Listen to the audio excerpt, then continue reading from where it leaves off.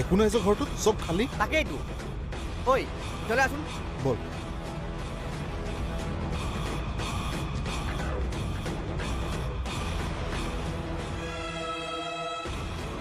ঐ এইফালেও চব খালী ক'তো একো নাই তাকেই এটা কাম কৰ মুন্না ভাই খবৰটো দি আহোঁ বল বল বল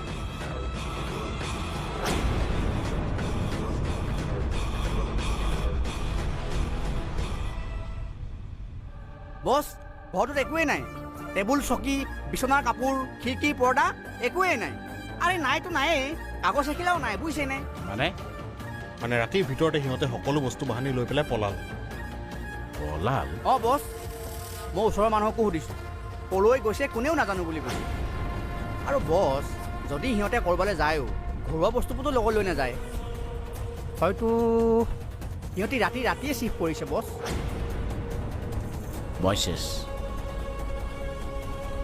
ইমানবোৰ টকা মোৰ বৰবাদ নাই মইছেছ বছ কি হৈছে ঐ মক্কেলহঁত তহঁতক মই এই কাৰণে পুহি ৰাখিছিলোঁ কিমান বাৰ ক'লো যে সিহঁতৰ ঘৰখনৰ ওপৰত চকু ৰাখ এতিয়া কি হ'ল ক'ত মই সিহঁতক বিচাৰি যাম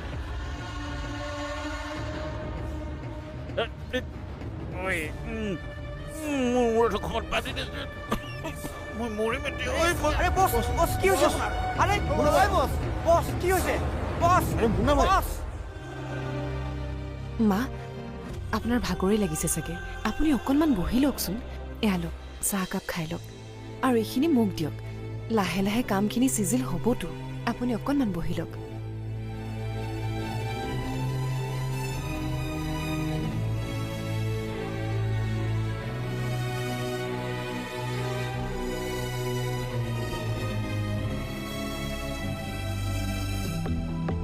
এতিয়াৰে পৰা সম্পূৰ্ণ খণ্ড উপভোগ কৰক কেবল টিভিত ৰং চেনেলত।